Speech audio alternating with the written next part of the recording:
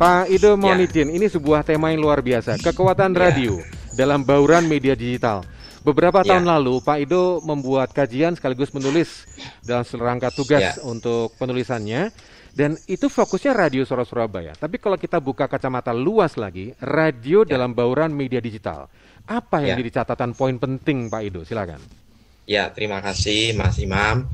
Sebelumnya saya ingin menyampaikan selamat tahun baru Imlek pada kemarin ya di situasi kondisi pandemi ini dan juga hari ini untuk Hari Radio ya. Sebenarnya saya jujur eh, baru ngeh Mas Imam kalau hari ini itu UNESCO merayakan Hari Radio yang sudah ke-10 ya. Mhm, mhm. Temanya cukup bagus, dunia baru, radio baru gitu Iya. ya. Nah, beberapa tahun yang lalu, mulai tahun 2007, 2009, 2012 dan 13 sebenarnya saya melakukan riset-riset tentang radio karena memang secara eh, komunikasi, kebetulan saya di komunikasi itu radio itu unik sebenarnya Mhm. ya.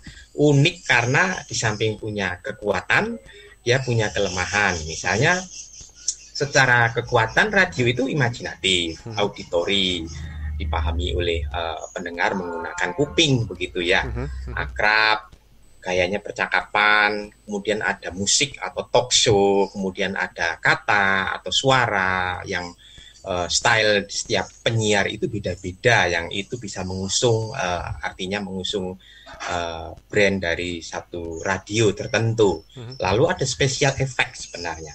Kita ingat waktu itu dengan zaman keemasan radio ada drama-drama yang sangat terkenal waktu saya kecil yang Betul. namanya Sahur Sepuh. Nah, Mhm. itu juga membangkitkan suasana atau mood pendengar untuk mendengarkan seolah-olah seperti efek theatrical begitu ya. Iya, iya. Jadi kita mendengarkan radio itu asik begitu ya. Lalu ada lagi fleksibel karena bisa mobile dimanapun kita bisa mendengarkan. Apalagi sekarang dalam kondisi secara digital bisa kita mendengarkan dimanapun kapanpun itu radio bisa kita akses. Dan yang lebih penting itu sederhana dan murah Mhm. gitu loh. Radio itu sederhana, murah itu loh. Jadi untuk mengakses informasi hiburan itu sungguh-sungguh sangat murah untuk radio ini. Lalu tapi ada sisi kelemahan dari Iya. sisi radio yang tradisional, ada sisi kelemahannya yaitu auditori, hanya auditori. Tapi ini bisa disangkal juga dengan riset-riset saya waktu itu ya. Jadi apakah iya hanya auditori? Lalu siaran tidak dapat ditarik ulang. Oh, sekarang di zaman digital ini bisa on demand, bisa ada filenya yang auditori, yang bisa siaran, bisa kita dengarkan ulang. Lalu rentan mengalami gangguan loh. Sekarang kalau radio streaming dengan radio aplikasi yang bisa didengarkan, ya apa namanya kerentanan radio yang basisnya frekuensi itu menjadi sesuatu yang bisa dihilangkan. Nah, ini yang menarik Mas Imam dari sisi keradioan ini ternyata sebagai sebuah bauran komunikasi dalam hal ini media massa ini menjadi sesuatu yang relevan karena tadi itu yang saya sampaikan bahwa radio itu dalam zamannya itu ya memang sangat sangat dibutuhkan media ini sejak 1895 lah ya. Mhm. Kalau kita ingat sejarah radio ya, awal radio itu ditemukan ya sebagai media informasi dan hiburan ya tidak bisa disangka lagi kita mendengarkan radio itu melalui gelombang elektronik, melalui apalagi sekarang dengan teknologi komunikasi terkini sehingga yang tradisional tadi yang sifatnya hanya auditori itu bisa menjadi sesuatu yang ditutup oleh radio baru sekarang ini dengan tema yang diberikan oleh UNESCO. Iya. Itu Mas Imam. Kita tadi sempat ngobrol dengan Mas Chandra Novriadi, pengurus dari PP PRSNI yang sempat nyentil juga tentang perubahan perilaku konsumennya. Itu poin pertama. Kemudian pengguna atau user atau konsumen publik itu bisa juga memproduksi atau menampilkan produk dan berita yang disebarkan secara simultan, Pak Ido. Nah, dengan adanya teknologi digital ini, bagaimana kita bisa bersaing dengan kecepatan-kecepatan seperti itu karena sementara publik punya komunitasnya, bisa menyebarkan informasinya, sementara kami dengan segala situasinya juga harus berhadapan dengan fakta-fakta seperti itu. Bagaimana Pak menghadapi medan yang semakin ketat persaingannya ini Pak? Ya, terima kasih. Jadi ke depan radio ini memang harus berubah. Nah, temanya ini sebenarnya disrupsi. Disrupsi itu kalau kita telusuri secara kata itu kan gangguan ya. Jadi radio itu siapapun lah ya, bukan hanya di radio saya kira. Di lembaga, industri, perusahaan, atau pendidikan itu juga lagi mengalami disrupsi. Kata kuncinya sebenarnya kalau kita tengok ke disrupsi, ya berarti kita harus berubah gitu loh. Nah, berubah ini dengan satu motivasi yang benar untuk menggapai, menjangkau khalayak pendengar yang memang perilakunya berubah. Gitu. Apalagi dengan generasi Z ya, generasi Z yang lahir mungkin di 2000-an ke sini gitu. Yeah. Nah, generasi seperti ini kan tidak pernah melihat radio portable, membeli radio. Radio sudah diintegrasikan di smartphone. Yeah. Radio sudah bisa masuk ke misalnya program atau aplikasi Spotify, kemudian aplikasi yang lain lah, termasuk Suara Surabaya ini kan ada lah ya di Play Store gitu, bisa diunduh, lalu pendengarnya bisa mengakses secara multimedia, audio visual gitu. Jadi bisa langsung menyiarkan penyiar di studio di sana, lalu kemudian pendengarnya jauh di sana, itu bisa saling berinteraksi tetap. Nah,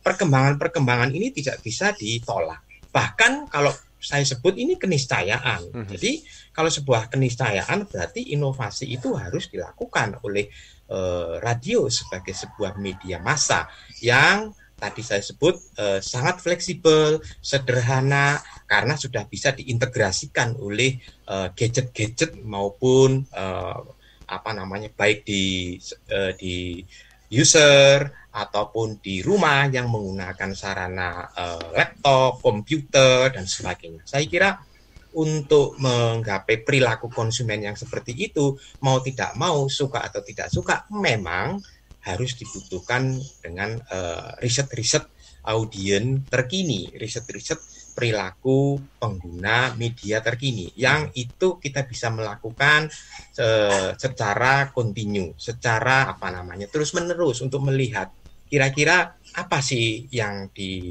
diharapkan lebih disukai oleh konsumen media, dalam hal ini pendengar, pengakses ya, itu seperti apa. Jadi memang mau tidak mau radio memang membutuhkan ini. Kalau radio hanya sekedar pada zamannya, keemasan pada waktunya radio tradisional, ya makin lama akan ditinggalkan oleh generasi.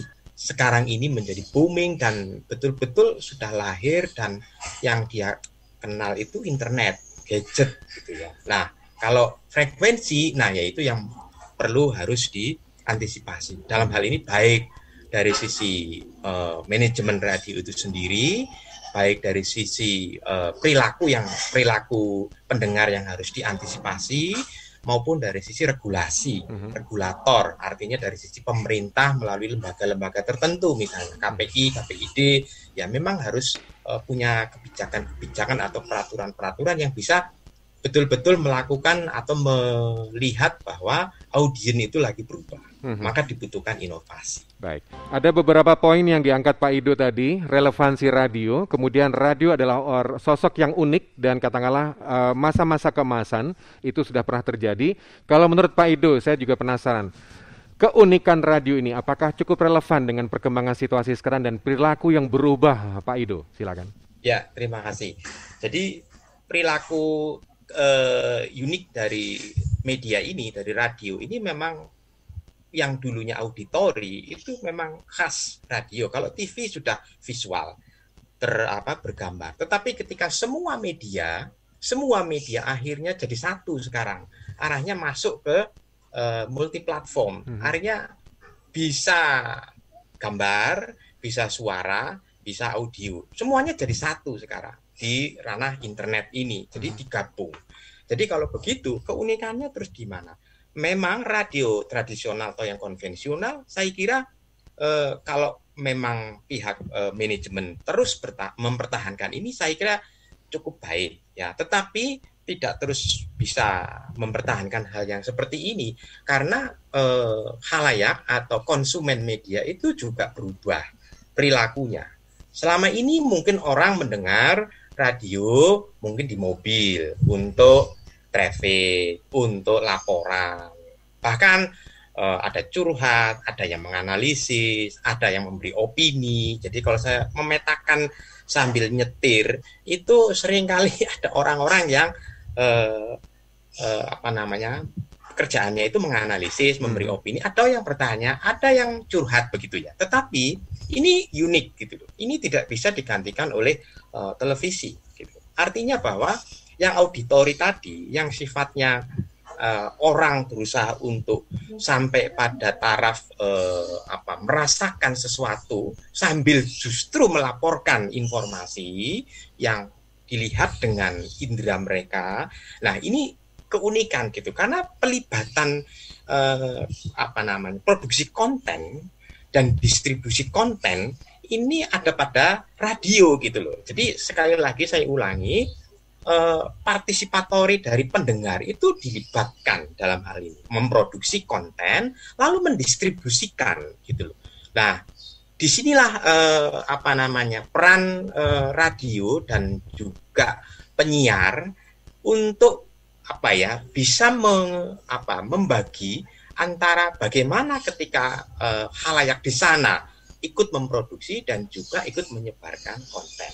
Jadi ini hal-hal unik seperti ini kalau di TV masih sangat terbatas saya kira. Di TV itu hanya sekedar ya orang kirim teks, orang kirim video, selesai gitu loh, dilihat gitu. Bagi saya pribadi Mas Imam itu masih pasif yang begini, pasif gitu loh. Artinya bahwa pelibatan ini belum gitu. Beda karena dengan radio itu orang di sampingnya mungkin ada sopir, kemudian di belakangnya dia sambil siaran begitu ya di mobilnya. Ini menarik gitu. Kenapa orang mau melakukan punya perilaku seperti itu? Karena bisa juga hasil riset saya itu saya sampaikan di sini bahwa orang ingin berbagi terhadap sesama. Ada orang-orang yang memang suka berbagi, tidak peduli kehilangan, maaf ya, pulsa, nggak peduli, tetapi dia ingin berbagi terhadap sesama karena waktunya nggak ada untuk berbagi, karena sudah habis di kantor, habis melakukan mengelola perusahaannya, sehingga ketika dia ada di jalanan, ketika dia ada di satu tempat, satu wilayah, baik di dalam negeri maupun di jalan-jalan, itu dia berbagi informasi. Nah, ini unik gitu loh. Uniknya ini nggak bisa ada di media lain, apalagi apalagi online begitu ya, koran online. Nah, saya kira radio ini betul-betul real time communication saya kira di sini gitu loh. Jadi komunikasinya begitu real time, saat itu bisa didengarkan oleh orang lain, luas oleh khalayak lain, sehingga khalayak lain bisa mendapatkan manfaat dari mendengarkan informasi yang disampaikan oleh sesamanya gitu. Itu Mas Imam. Pak Ido, dengan arena yang berubah, dengan perilaku konsumen yang berubah, orang-orang radio sendiri harus mempersiapkan diri, harus membentuk dirinya seperti apa? Menurut Anda sebagai akademisi, Pak Ido, silakan. Baik, terima kasih. Jadi orang-orang radio sendiri yang setiap hari seperti Mas Imam dan teman-teman yang lain, bukan hanya di Suara Surabaya saya kira ya, itu sekali lagi kompetensi komunikasinya memang harus mengikuti generasi yang ada di luar sana, apalagi kalau mau menjangkau merengkuh generasi yang sangat di bawahnya, generasi Z lalu lah ya, anak-anak SMA, anak-anak kuliah, perilakunya sudah sangat multitasking gitu ya. Artinya dia bekerja sambil melihat yang lain ya, informasi yang lain dia sambil kerja. Jadi generasi seperti itu memang harus dikelola dengan baik. Karena sekarang ini eranya begitu gitu loh. Mengerjakan sesuatu itu tidak hanya fokus satu, tetapi juga fokus yang lain sambil mendengarkan, sambil mengakses yang lain. Nah, kompetensi komunikasi bagi seorang broadcaster itu penting, baik dari sisi mungkin ya, dari sisi pendidikan bahasa, penguasaan bahasa, dari sisi mengetahui psikologi pendengarnya. Lalu ketika bercakap-cakap di udara maupun secara streaming, dia bisa mengelola hal ini dengan baik. Jadi kadang-kadang saya juga dengan mahasiswa saya itu kadang-kadang nggak nyambung begitu. Dia kan kesenjangan generasinya jauh gitu loh. Nah, kalau kesenjangan generasinya jauh itu kan idiom atau kata-kata yang dia dapat dengan saya itu beda. Mhm. Oleh karena itu, idiom-idiom atau kata-kata ini menjadi sesuatu yang harus ada pada para broadcaster, sehingga ketika berkomunikasi menyampaikan siaran itu nyambung gitu. Mhm. Dan ini bisa sangat baik sehingga secara profesional mengelola siaran ini menjadi sesuatu yang dinamis, dan sekali lagi keunikan lah dari sisi pendengarnya, dari sisi penyiarnya, pelaku-pelaku broadcasternya ini bisa mengelola siaran itu dengan baik. Pak Ido, terima kasih waktu kita bersama-sama di pagi hari ini dalam World Radio Day 2021. Mudah-mudahan selalu sehat dan bahagia, Pak Ido. Ya, sama-sama Mas Iman. Terima kasih. Terima kasih untuk pendengar Radio Suara Surabaya. Terima Terima kasih, kasih. monggo-monggo Pak Ido.